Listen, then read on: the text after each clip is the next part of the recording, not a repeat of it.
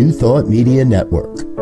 We are a global broadcast network of positive music, media, and entertainment, inspiring humanity's evolution along the journey of enlightenment and creating a world of love, peace, empowerment, and prosperity for all. New Thought Media Network. Positively inspiring.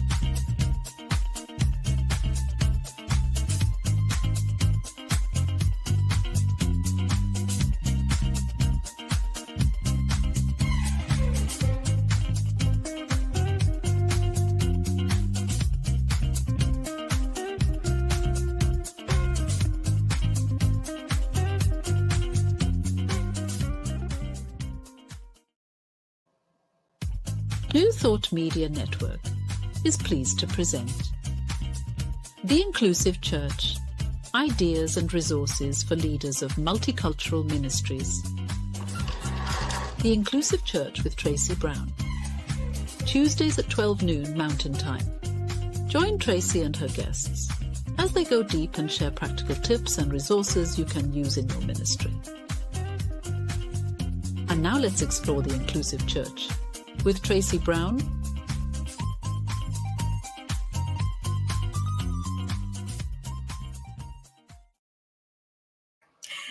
Hey everybody, Tracy Brown here, and you are watching The Inclusive Church.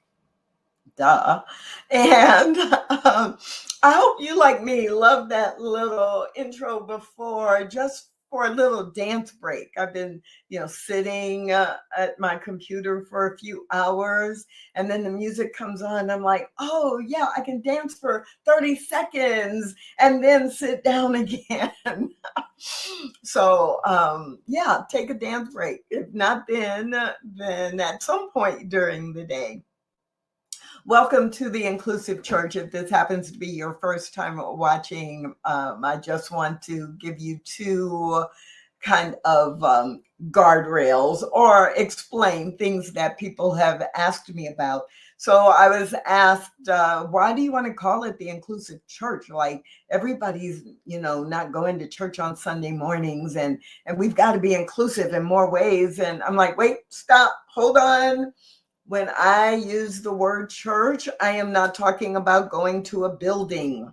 Although you could have church in a building, but you have church, or you can create, expand, and have church any place you have a gathering of people. The church is the people who come together to share and to learn and to practice spiritual principles. And so if we didn't know that before 2020, one of the major lessons for spiritual communities during the pandemic was that, we can't rely on a building or on a certain kind of a building. So that's one thing to keep in mind as I'm talking, because I will use the word church or I may use the phrase your spiritual community, and I'm not talking about a building.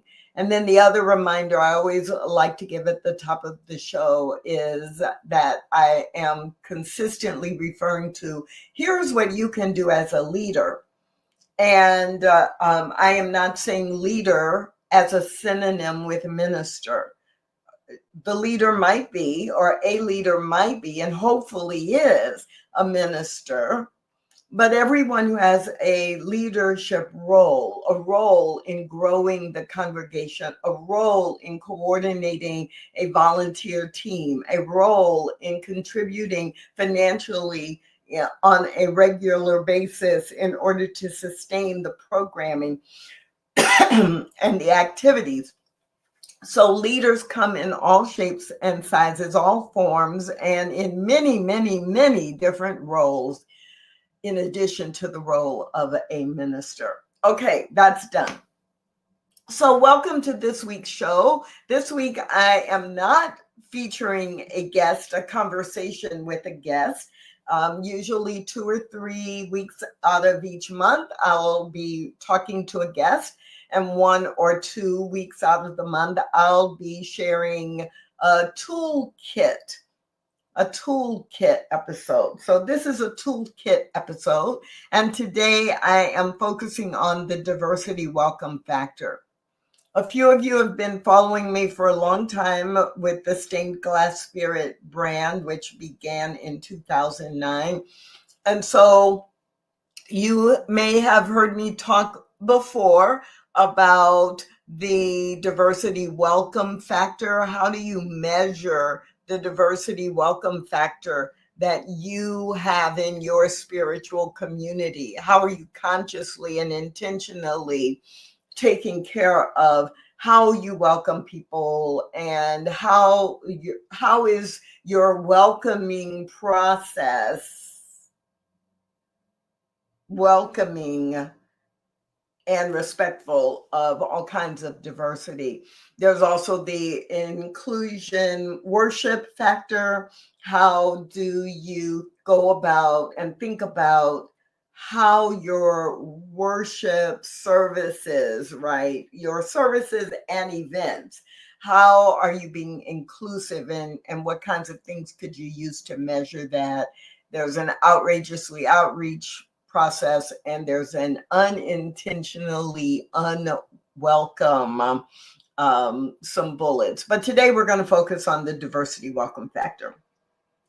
And I'll give you the summary, then I'll go through the details, and then I'll give you the summary again. And my goal is to do this all in 30 minutes because I'm just trying to give you the highlights, things that you can be thinking about related to the diversity welcome factor, not actually dig in and go through all the detail. So there are 3 factors. There are 3 things that I usually am thinking about when we are evaluating or educating about the diversity welcome factor. 1 is motivation, 2 is management, and 3 is meet and greet. Motivation, management, meet and greet. So if you are building or expanding in your commitment to being an inclusive church, and we are especially focused right now on the diversity welcome factor, how welcome are you to diversity? How welcome is your community to diversity? Now, I'm not talking about individuals except as they fit into these comments that I am making, because I can be a leader in a community, and I personally can be really comfortable with lots of different dimensions of diversity, or people who represent lots of ways that are different from me. But even though I am a leader, I am only one person. So when we're looking at any of these metrics, but especially the diversity welcome factor, as a leader, I'm looking at what systems do I have in place? How have I trained people? What have I set up as an expectation? All of those things. So let's start with motivation. If you want your spiritual community to have a very high diversity welcome factor, then everyone who is involved in welcoming people must understand the motivation behind your commitment to diversity and inclusion, your commitment to value diversity in this case, and what that means. So a few weeks ago, I did an episode that was focused on linking all of your inclusion initiatives and programming to your mission and or your vision that everybody knows, so that people are understanding this isn't just, this isn't just what Tracy thinks is important. This is related to us achieving our mission, or this is related to us demonstrating and moving toward our vision. So if you missed that show, obviously you can go back in the archives or go to the playlist and you can hear what I had to say about that. But this motivation piece is similar. It's linked to that. So if I have a team of people who are the greeters or the ushers or, the welcome team, then I could tell them, here at this spiritual community, we value diversity, and I want you to make sure you welcome everyone. And those are pretty words. And they are probably truthful words. But then you are leaving it to each individual to interpret those words based on their personal values, their personal education, their personal experience, etc.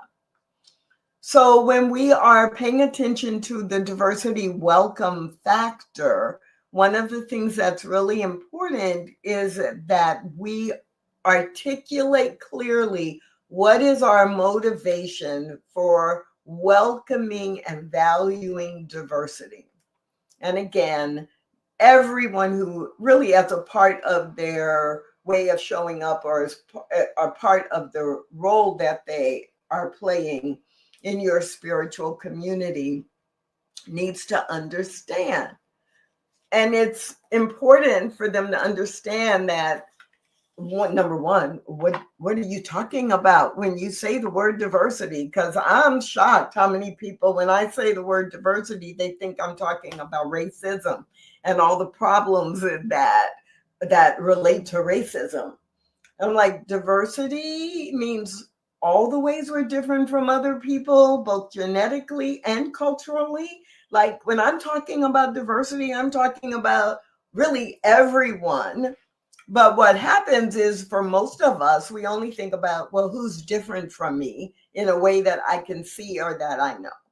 So that's a good place to start. But you really want to make sure that everyone who's in a greeting role, a hospitality role, etc., understands the motivation and how that motivation for your spiritual community fits directly into the role they are playing.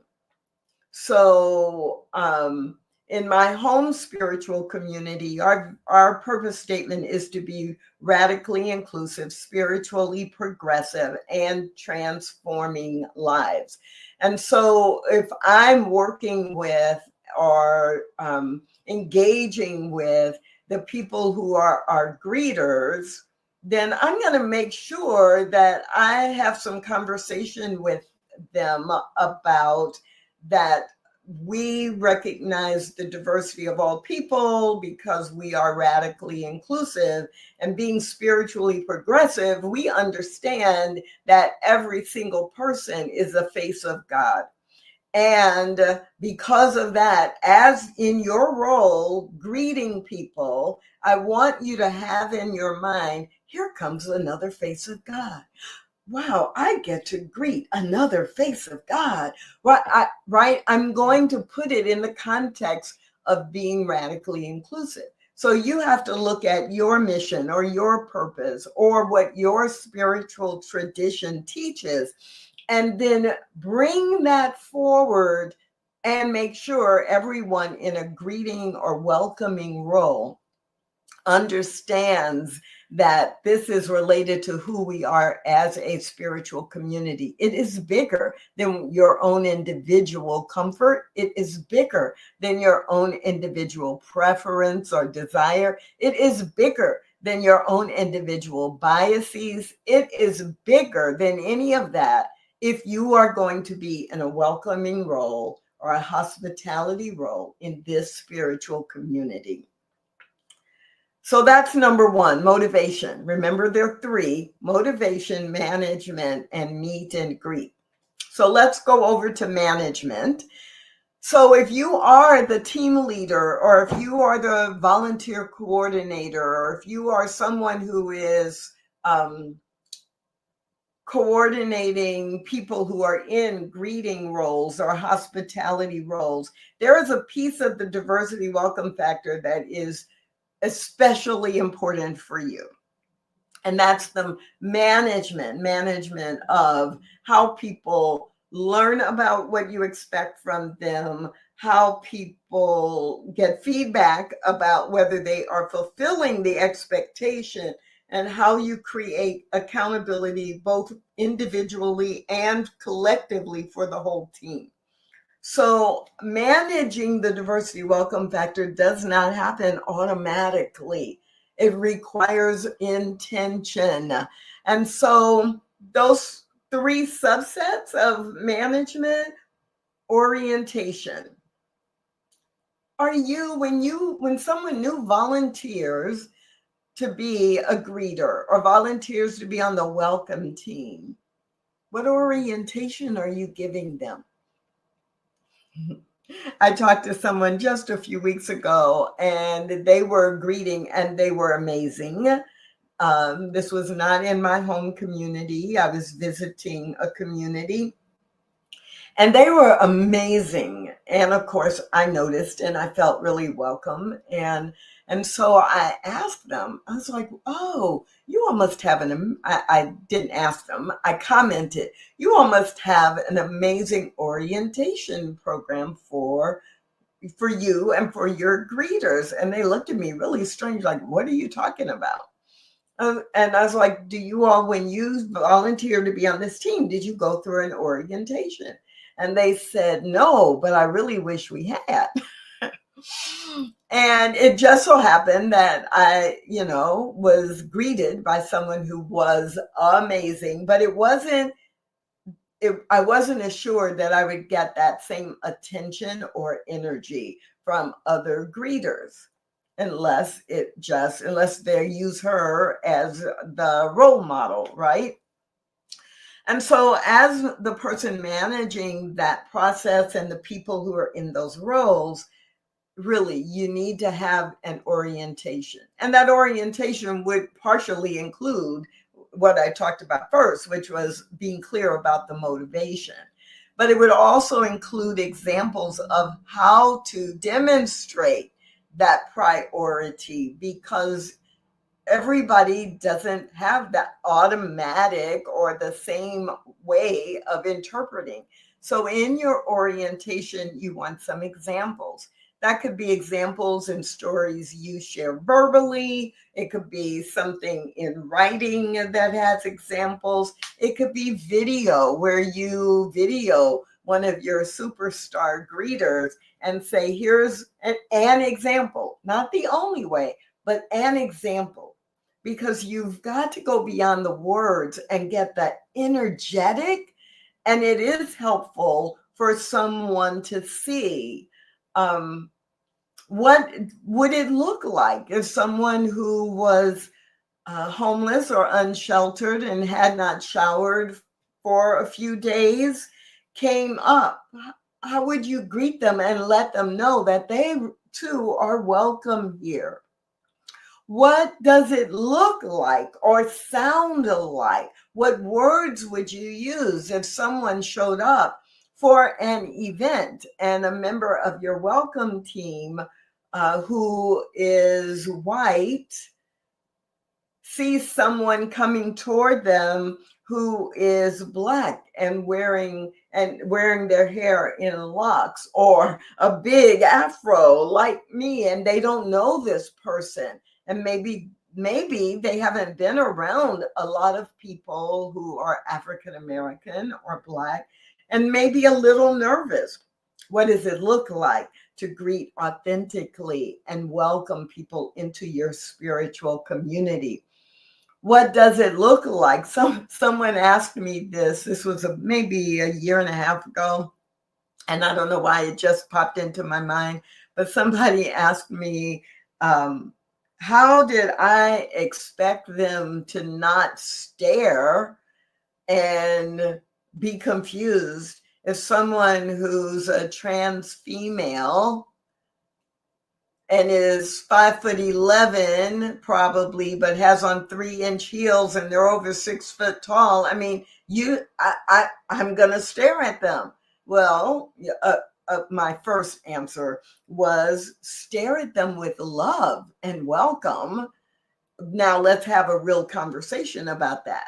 What's your discomfort? And let's talk about how you move through your discomfort, because you are now the representative of your spiritual community. And your spiritual community says everyone is welcome here. Your spiritual community says we love all people. So your discomfort cannot be used as an excuse to go below the standard of excellence that is expected. And then that leads to the third example, or the third thing to keep in mind under management of our welcome, our diversity welcome factor. And that third element is accountability. Now, don't get me wrong. When I say accountability, I'm not saying, oh, you have a greeter and they messed up and you need to get rid of them. That is not, in my opinion, accountability. Many of us have been affected by what's been called the cancel culture, but we're in spiritual communities and we're all about growth and we're all about expansion, right? So the first part of accountability is regular feedback. So when you see someone doing it right, that means you just quietly say to them, that was such a great example. Or you wait until after the event or after the Sunday service and you make a note of it. And afterwards you go up to them and say, can I talk to you for a minute? And then say, I just noticed when, that person, and describing that person, I just noticed how you looked them right in the eye and you offered to help them find a seat. And that was such a good example of what we're trying to do here to make sure that everyone feels welcome. And they're like, okay, yeah. And I'm like, yeah, that's all. I just wanted you to let you know I noticed. That's accountability in action for a leader. And yes, there may be times where you may have to correct someone or coach someone. And that too is accountability. So if you are responsible for leading a team that is modeling, being welcoming to all types of diversity, then management is really, really critical. So I've talked about motivation, management, and the third thing to keep in mind for your diversity welcome factor is meet and greet. And I include that here because our welcome folks really can show up in a lot of different ways in our spiritual communities. So sometimes and most often, it is when people arrive to an event or arrive at the beginning of a worship service or celebration service. And that's what we automatically think of. Who's our welcome team? And who are they likely to see come in the door? However, there are so many places where meet and greet actually applies. So I know of a few spiritual communities that actually have people, volunteers, meeting and greeting in the parking lot, welcoming people to today's event or to today's service, making sure they know from wherever they are parking how to get to the doors of the sanctuary or the doors of the education wing or the doors to the fellowship hall. And they will have people in the parking lot, and they may have people all along the way. So if you have a community where that makes sense, or where you have enough volunteers to do that, meeting and greeting is so critical. And of course, you need to have done the orientation under management. Yes, of course, you need to have described the motivation that I talked about first. But think about, expand your view of meet and greet. Where are people being met and where are they being greeted? Maybe before your event, or maybe before your service, if you have a Sunday service or a Friday service or a Saturday service, whatever your weekly or regular time is. Where else are people being met? Where are they being greeted, or where could they be greeted? So in my home community, we have a class. So if you come from a more traditional Christian background, you maybe grew up in a church where there was Sunday school, like Sunday school on Sunday morning, and then a service. So the spiritual community I'm a part of, we kind of have a metaphysical Sunday school. And so we realized a few years ago that there were people who come to the Sunday morning class, and they may or may not go to the Sunday service. And we had not been asking them to fill out a card with their information, letting us know how they'd like to stay in touch. We had not been giving them a tote bag or flyers about who we are, because it was kind of an assumption, well, if they're coming to the class, they already know about who we are. And it's been so fascinating to watch since the decision was made to be sure on the Sunday morning class, which happens before our service, that there is someone from the greeting team who has resources with them and who is there at the class, at the end of the class, to greet people, to answer questions, to offer them a tour, to be the official welcome to our spiritual community.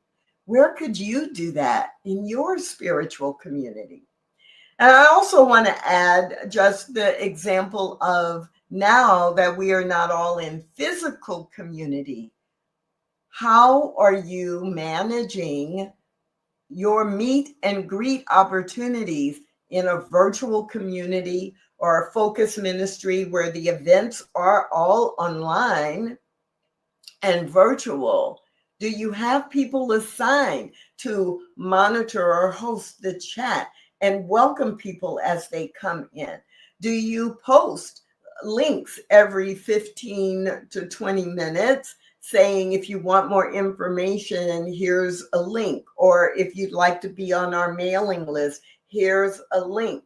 Do you allow or do you require that whatever the event is about, there is a welcome segment that gives the basics of your spiritual community's mission and vision? And do you, lastly, provide some opportunities for people who are participating virtually to greet one another and to be greeted by. So some communities have, after our service, we're virtual, but please stay because we go into breakout rooms and do 15 or 20 minutes to talk about today's focus. And then people get to know each other and have someone who is assigned to do the same role they would do if we were in person, making sure that everyone feels welcome and knows that they are part of this spiritual community. So those are the three things that I keep in mind when I am talking with others about or evaluating in my own community and on my own events, the diversity welcome factor. What is the motivation? What is the management? How is it being managed? And am I paying attention to specific points of meet and greet? I hope these three areas, and I hope what I've shared about them is helpful for you. I just want to give you the highlight. And this is a toolkit episode. So give you enough that you have some tools in your toolkit without taking you through the full 90-minute webinar or workshop on this topic. If you do have specific questions, please feel free to reach out to me or to put them in the chat, and I am happy to give you more information. Stay tuned for additional opportunities to flesh some of this out. There is a 6-week series coming up in June and the first part of July called the Inclusion Toolkit, where we'll be spending 6 Mondays actually going through some of not just the diversity welcome factor, but other aspects of what you can do to what tools you can have in your toolkit if you're really working intentionally to be more inclusive in your spiritual community. And if you've been doing that for a while and you want to go to a more advanced level, during the month of July on Tuesday mornings, I'll be facilitating Speak Up and Step Out to help you take your strategy for being inclusive and your skills to the next level. If either of those are of interest to you and you want more information, just go to Stained Glass Spirit on Facebook, and there are events that are set up, event tabs where you can read all the details and get more information. My name is Tracy Brown. I'm the author of Stained Glass Spirit and your host right here on the New Thought Media Network for Inclusive Church. I really hope that you are committed to creating spiritual communities where oneness does not require sameness. I'll see you again next Tuesday. Thanks for watching The Inclusive Church with Tracy Brown. Join us again next week at 12 noon Mountain Time.